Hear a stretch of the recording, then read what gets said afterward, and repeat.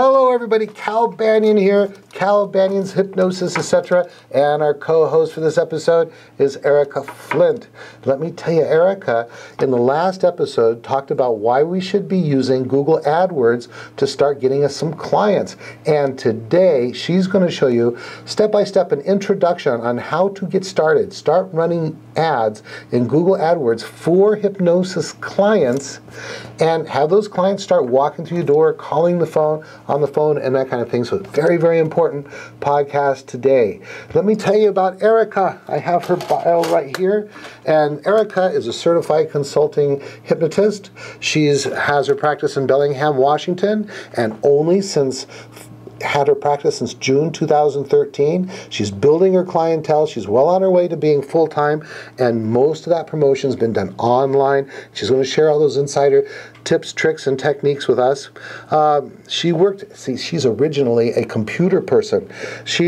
Before being a hypnotist, Erica worked in the high-tech industry in Silicon Valley for over a decade as a software engineer and professional problem solver. When she realized how interested she was in the greatest known computing device, the human mind. After she received her initial training in hypnosis and hypnotism, she became certified in 5-Path using our 5-Path 2.0 distance learning course, and now she's coming to our May class for our Week of Power to continue to sharpen her skills. And let's see, one last thing. I really believe that Erica is going to be a rising star in the profession. Got to know her on our discussion groups for 5-Path and also at the National Guild of Hypnotists Convention. And I said, this gal's got it going on. And I said, how would you like to do some podcasts with me? Because, you know, it's good to have someone with that new perspective on the show. That enthusiasm, the discovery of learning about hypnosis, learning about 5-Path, and getting clients and watching them change and succeed. So how you doing, Erica? I'm doing great, Cal. Thank you very much. Now let me tell you about Cal. He is the hypnosis celebrity because of his fame in the profession and not just because of the hundreds of great hypnosis videos that he has produced to date. It's also because he's the authority and received almost every award and recognition in the profession, and his books have made him the authority on the subject of hypnosis and hypnotherapy. One of my favorite books is The Secret Language of Feelings, which I like to give to all of my clients. He's appeared on both radio and TV promoting The Secret Language of Feelings and hypnosis and hypnotherapy. And he's the authority when it comes to hypnosis that works, and I can attest to that. The hypnosis that I learned from Cal and 5-Path actually works really, really well. That's what I used when I first started seeing my clients. And he's the person experts in the profession of hypnotism turn to for education and guidance. He's also the trainer of some of the very best in our profession. And he's still teaching, he's still speaking, he's still writing, he's still seeing private clients and making public appearances. It's really good to be here today, Cal. Wow, thank you for that, Erica. So now I'm excited. Last episode, we talked about why people should be, doing the Google AdWords thing, and we told them how to get signed up. And now you're going to tell them how to get that first ad out, right?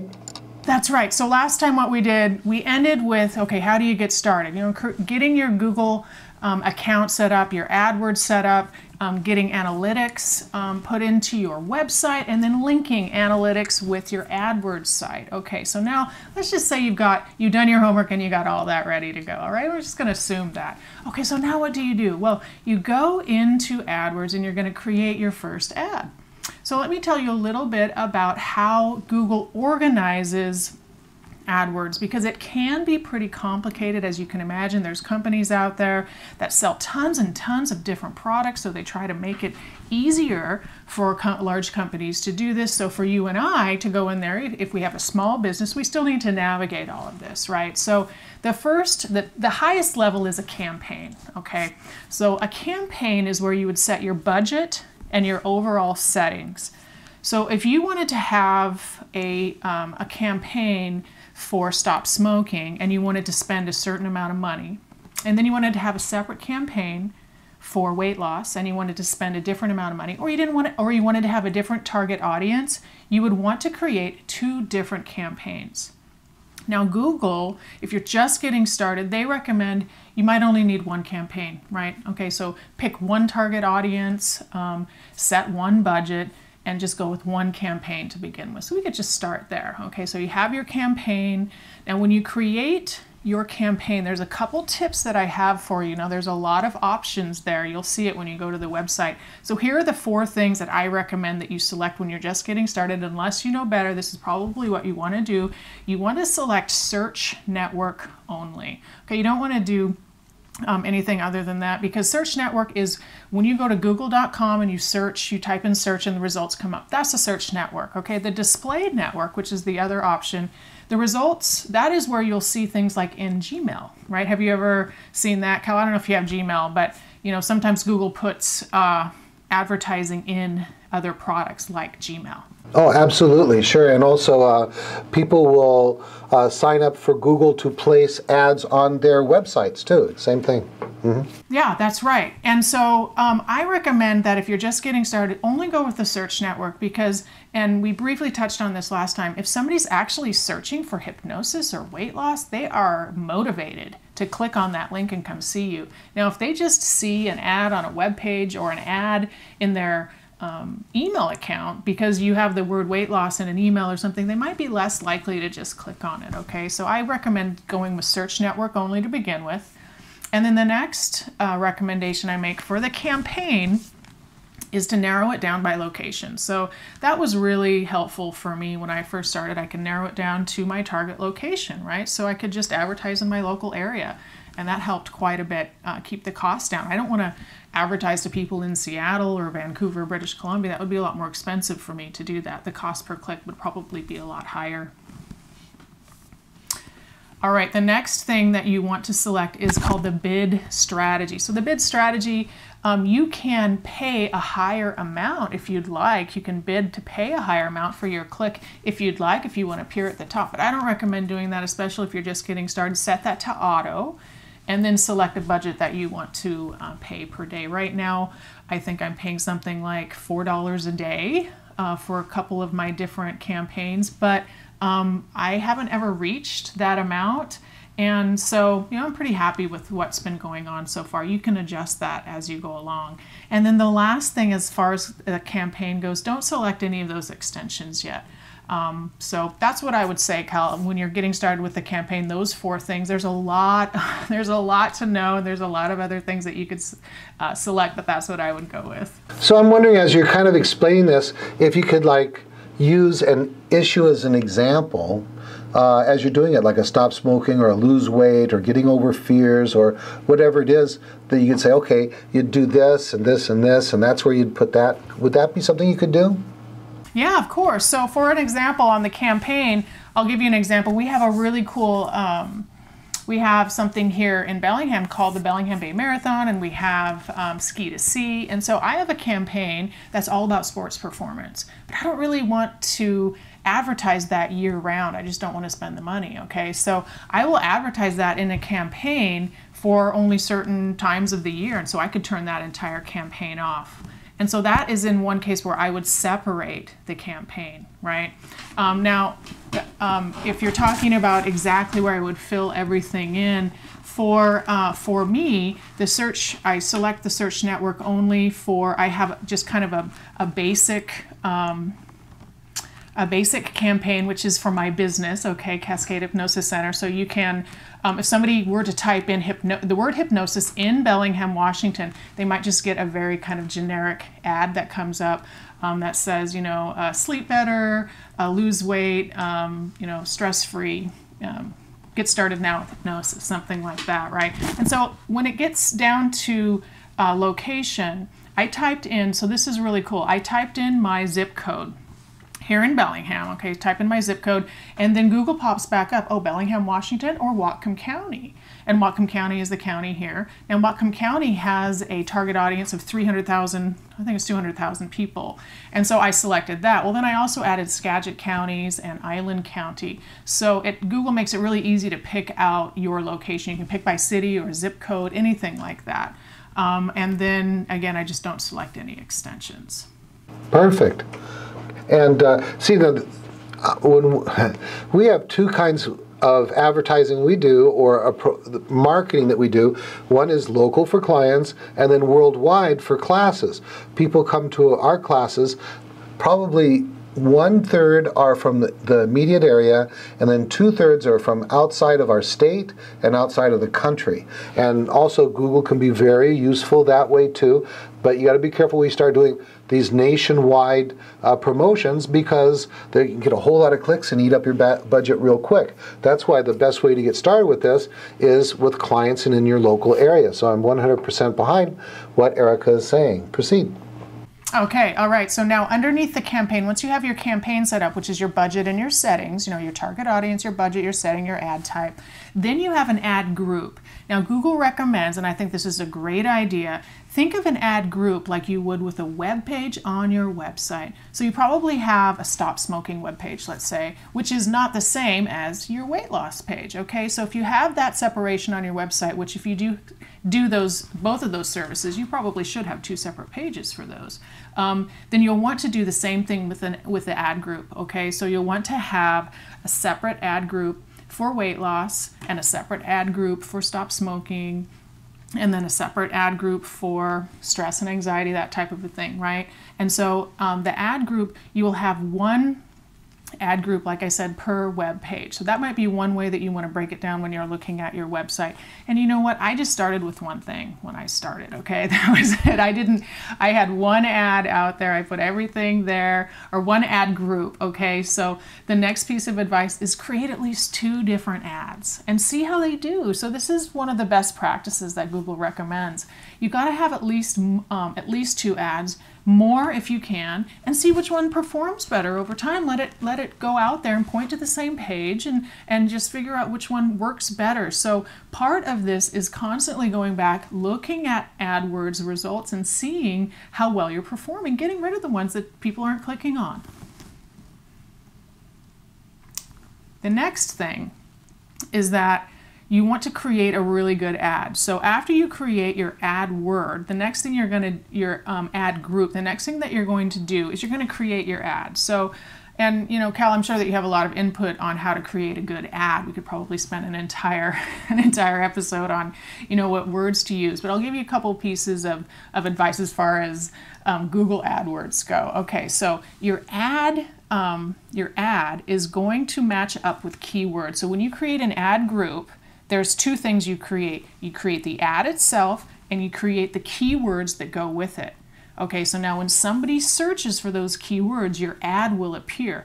And if your ad has the keywords in it that the person searched for, they will be bolded. Okay, so the client is much more likely to click on your ad if you use the same keywords for your ad in the advertisement itself.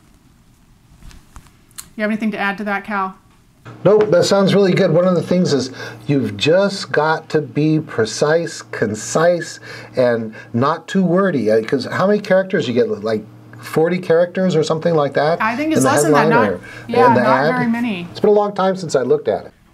Right, I think it's 35 characters. I'm not sure, but you're right. You have to be really precise with the words that you use, and you definitely want to have some type of, Google recommends that you have some type of call to action, right? Call now, put your phone number there, click here, that type of a thing.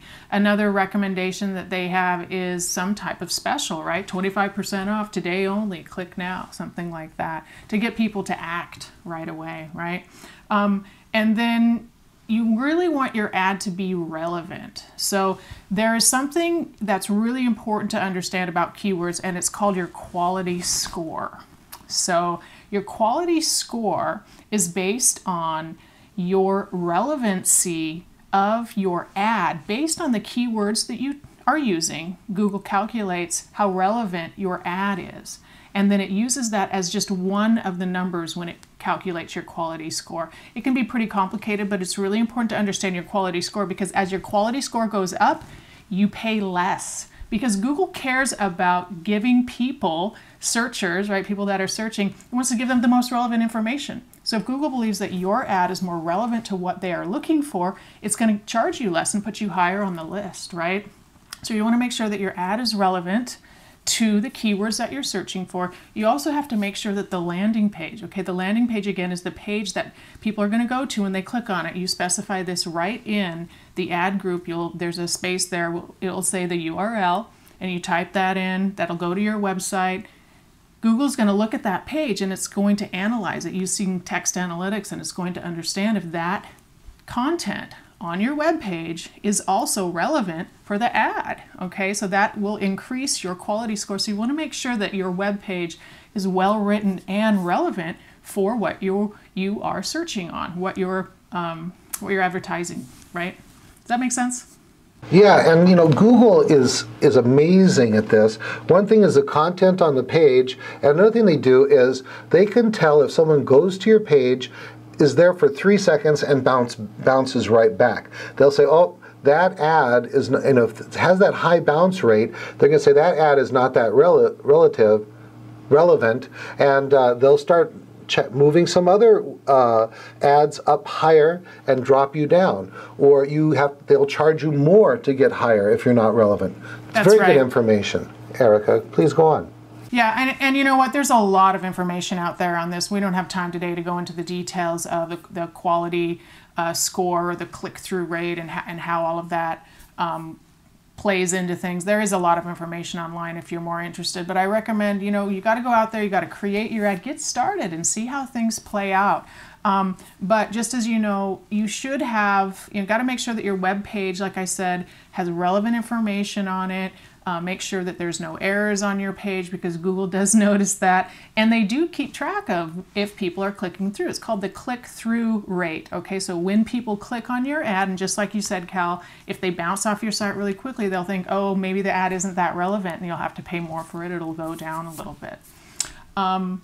So once you are ready with your couple of ads, okay, at least 2, again, and then you can save it, okay? So once it's saved, then it needs to be reviewed, okay? So they're going to review it just for Google's policies to make sure that it's safe and appropriate for all ages, etc.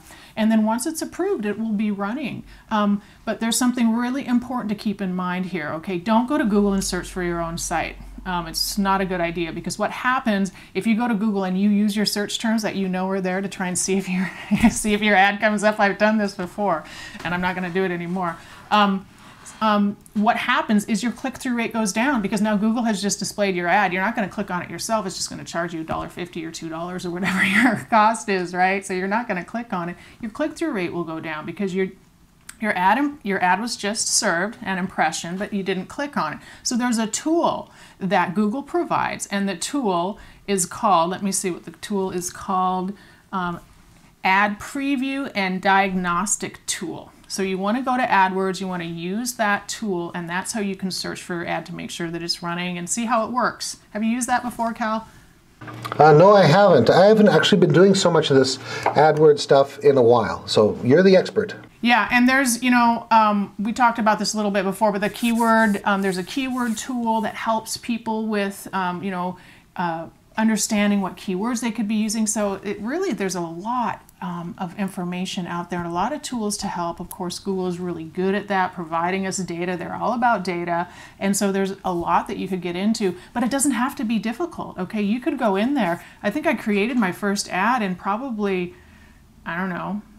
15 minutes maybe, and then it was approved, and less than a day later, I got a phone call probably the next day, I think. I mean, it was really that fast, and that was just amazing to me, because that was just kind of a generic ad that I had created. So then I really started thinking about, okay, so who's my next client? What am I looking for? Weight loss, or would I stop smoking, or whatever, and then I started creating those ads and adding it to my campaign. That's really great. I mean, imagine that you could do something today that would make your phone ring tomorrow. And then you can, as you're running the 2 or 3 different ads, you get to find out which ad was it that caused that phone to ring. And what you can do then is tweak the other ads until you can get them working as well. Get rid of the ones that are not working. Be creative. Look at the ads that are working and saying, what is it about that ad that's making them work?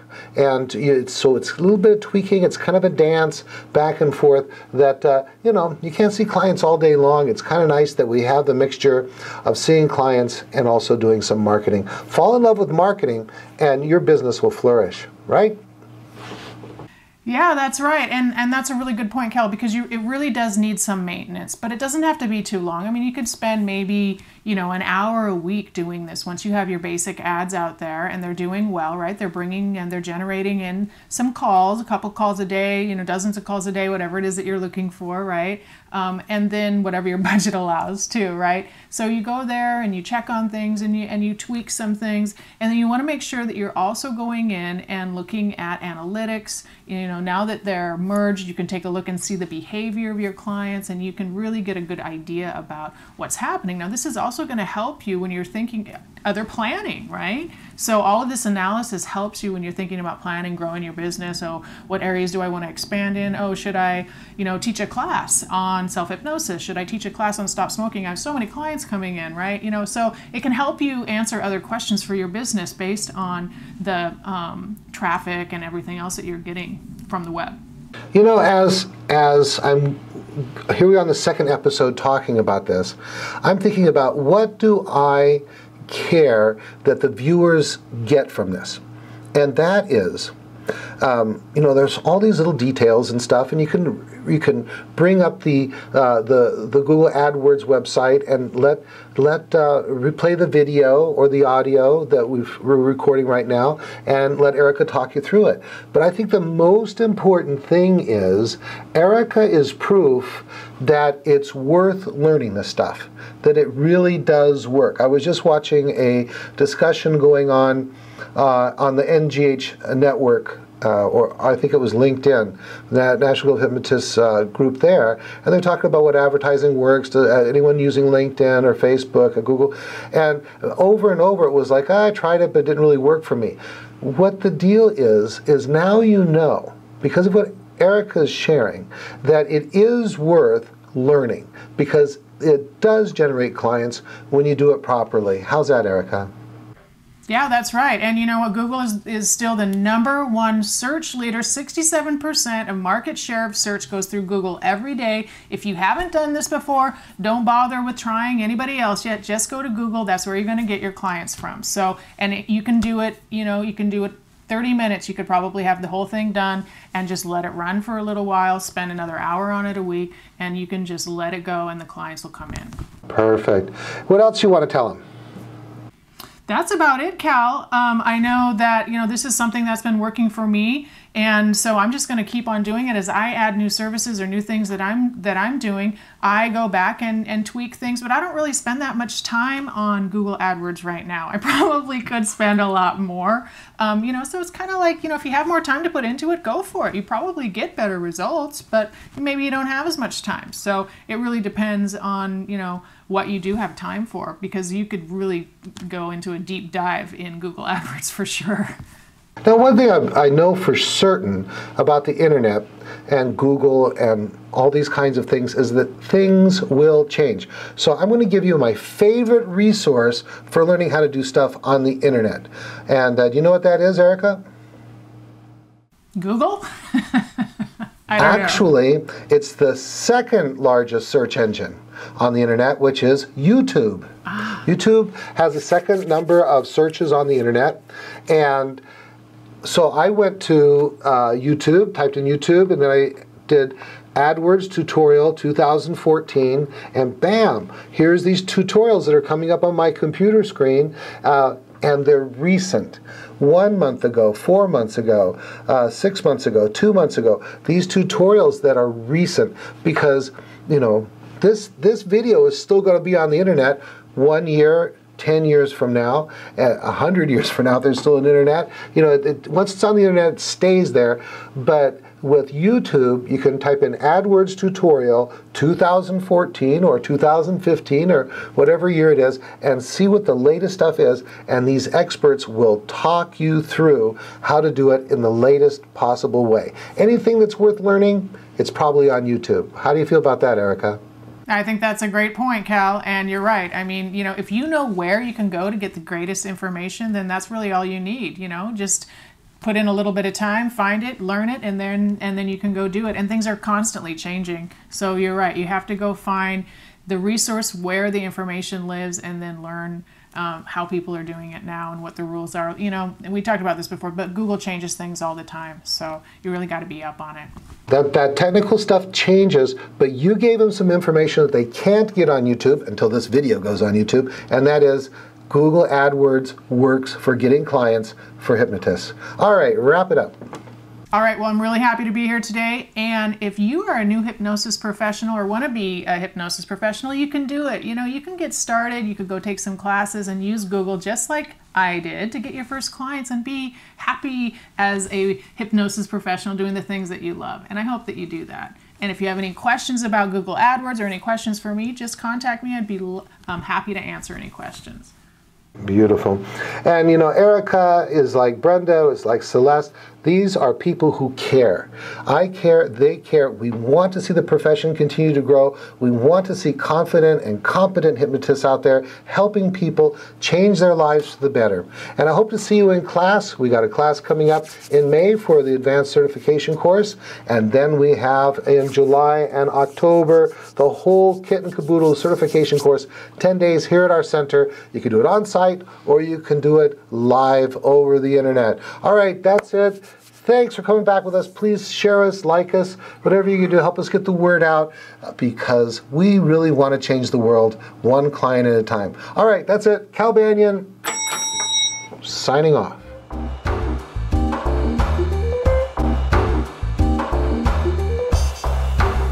This recording is the property of Cal Banyan and the Banyan Hypnosis Center for Training and Services, Incorporated. All rights reserved, for private use only, may not be duplicated without permission. For contact information, go to www.hypnosiscenter.com.